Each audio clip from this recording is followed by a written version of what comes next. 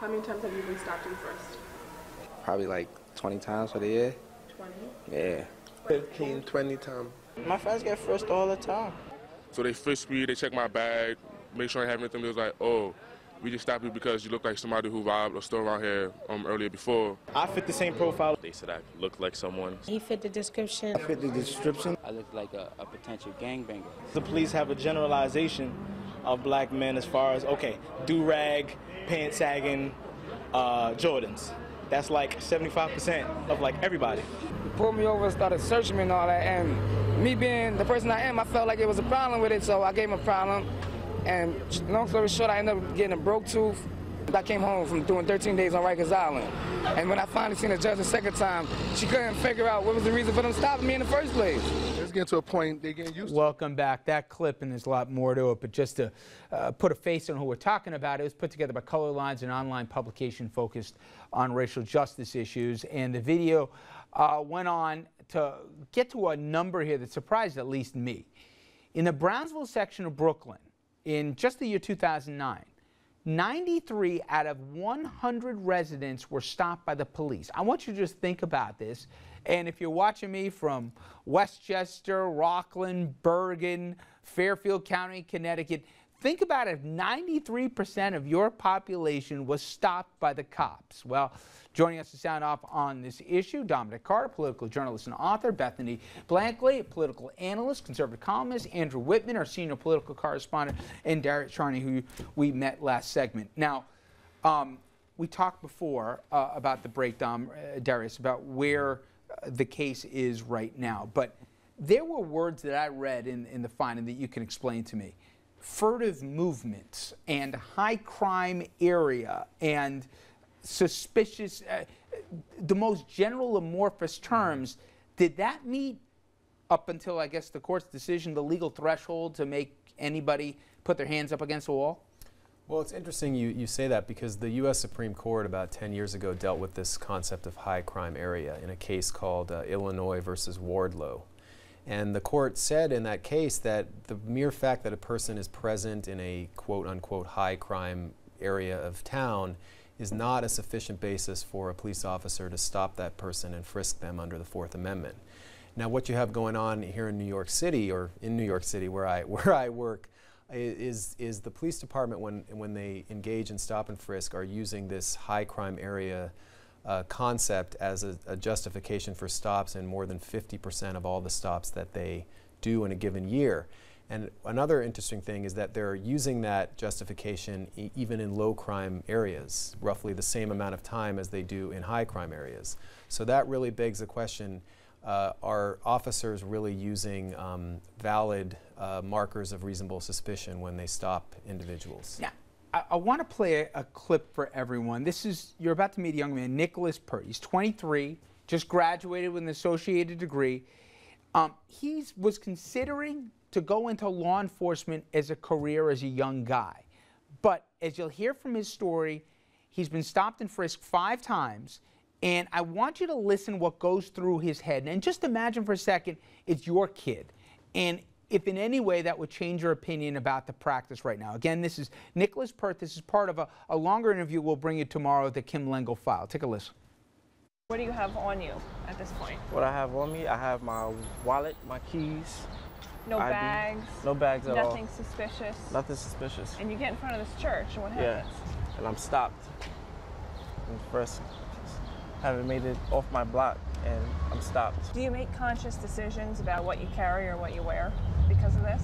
Yes, I definitely make conscious decisions as far as it could be the difference between me having a button-down shirt and having a hoodie. If I have a college hoodie on, I know I'm less likely to be stopped.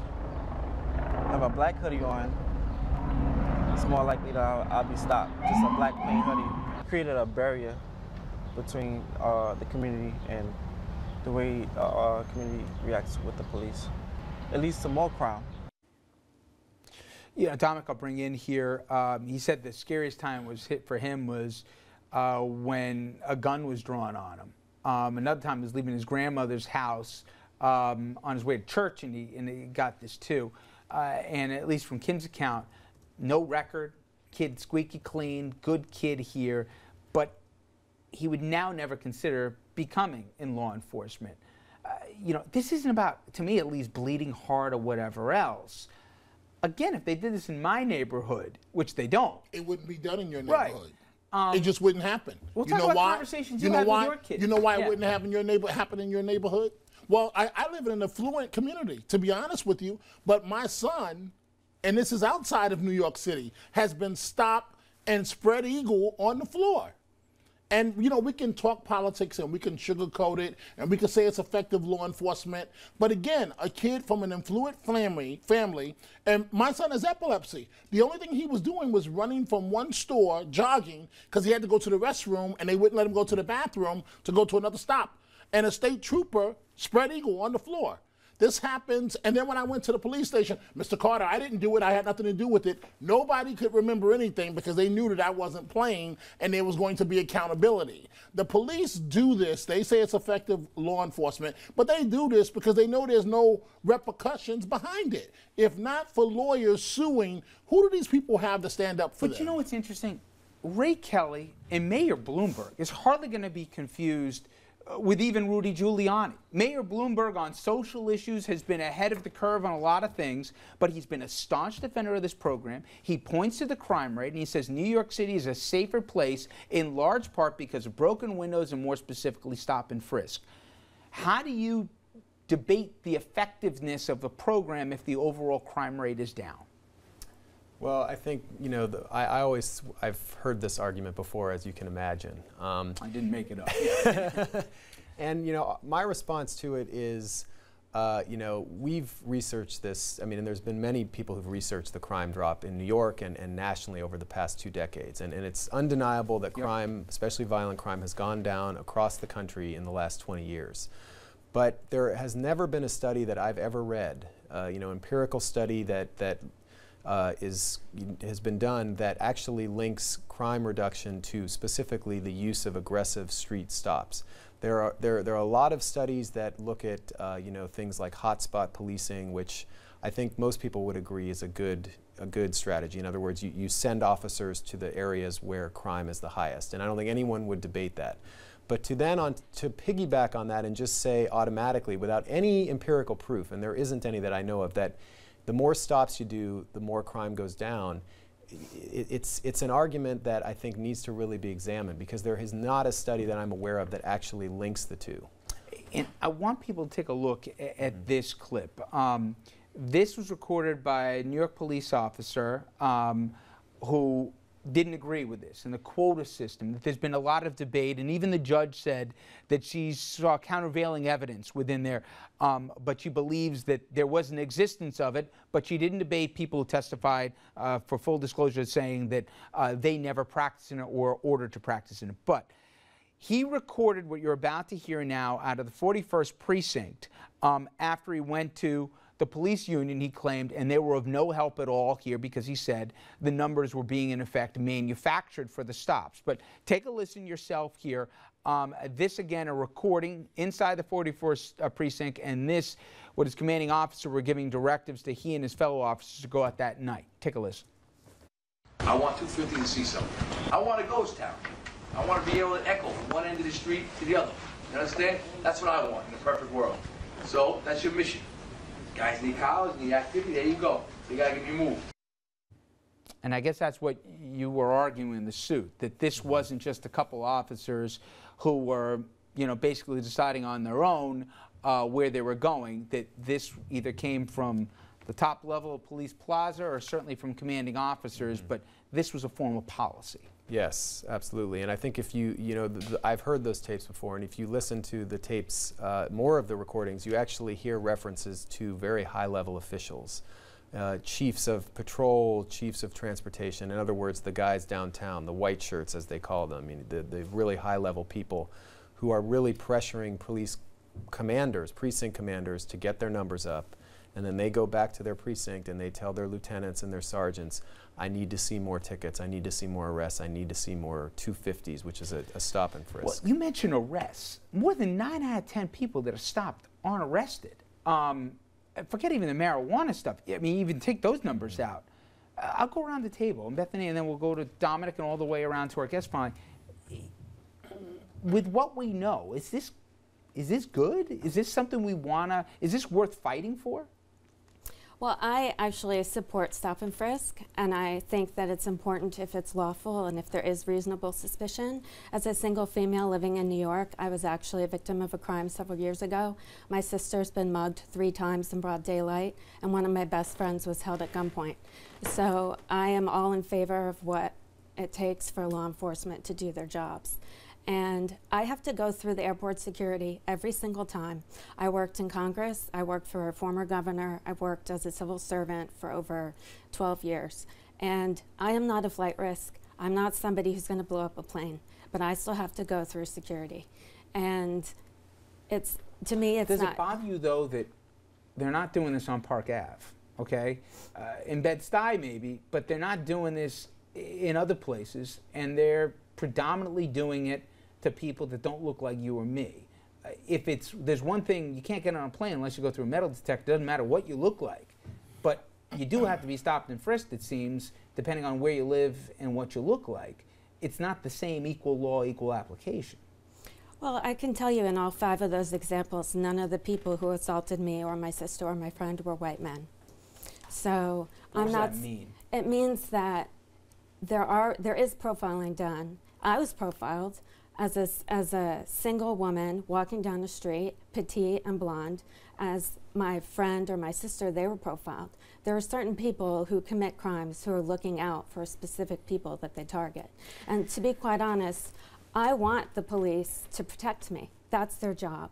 And so I want law enforcement out there on the streets, and maybe they're in the wrong neighborhoods. Maybe they should be on the subways or in the neighborhood that I live in Brooklyn, because this happened in broad daylight. You know, first of all, I'm sorry for you and your family member and friends who were victims, but somebody in the audience right now, it sounds like you want the cops to protect you from the black guys. I want the cops to protect me from whoever is going to try and harm me, and it doesn't matter what color the skin is. Dominic? I think it's a reasonable point of view that we just heard, but the problem with that is, okay, let's put it all on the line. Here's what the suspicion is.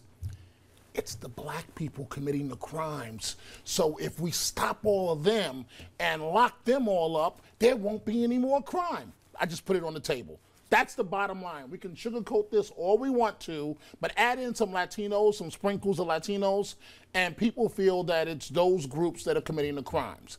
Sometimes the numbers bear that out. Okay, this is a two-sided coin. African-American young men and Latino young men, what I try to explain to them, you can't walk around society looking like a thug. I explain this to them, I really do. With the hoods all pulled over and the jeans halfway off your backside. No, boy, pull those jeans up. But that still doesn't give law enforcement the right, because they don't know whose child they're stopping. Okay, again, I gave you an example of my son, an affluent young man from an affluent family. No, to law enforcement, he's just another one of them. Myself growing up, I went down to see the Times Square ball, you know, the countdown Dick Clark when he was still alive. Thrown up on a police car because someone had lost a watch, and the police undercover saw 5 young black men running. Black men running does not always mean a crime is committed. Now, I'm sorry for what happened to you and to your sisters. I really am. But I also know that black women and Latino women, they're also tremendous victims of crimes as well. I agree. You know, and nobody wants crime. Andrew? It's easy to look at this from the viewpoint of somebody who says, I need to be protected, so let's profile the people who might otherwise seek to do me harm. The way we have to look at this is from the people who are being profiled. How would you feel if it was you who were being stopped because somebody close to your description maybe did something that sort of kind of fit a description that we need to profile out? That's my first point. The second point is, I understand the need for the greater call for safety. We all want a safer society. But we have to be careful about what kind of society we're left with if the methods that we use to try to get that safety wind up depriving people of their rights and putting them in an unfortunate position. 2 wrongs here do not make a right. And obviously, Darius, your case is now going to move forward, and as we said, from a class action status. And if you want to leave the audience here with one final thought on this, if they're conflicted to say, hey, you know what, it may not be fair, but it's keeping New York safe, what would your answer be? Well, I think my answer would be you can have both safety and fundamental constitutional rights at the same time. You know, our case is not about ending stop and frisk completely. What our case is about is making sure that the police do it legally, that they do it constitutionally, and that they do it fairly. And if we think if they do all those things, it will be more effective. In other words, they'll end up stopping the bad guys and they'll end up finding criminals. Because right now, as you mentioned earlier, 9 out of 10 people that are stopped every year did nothing wrong.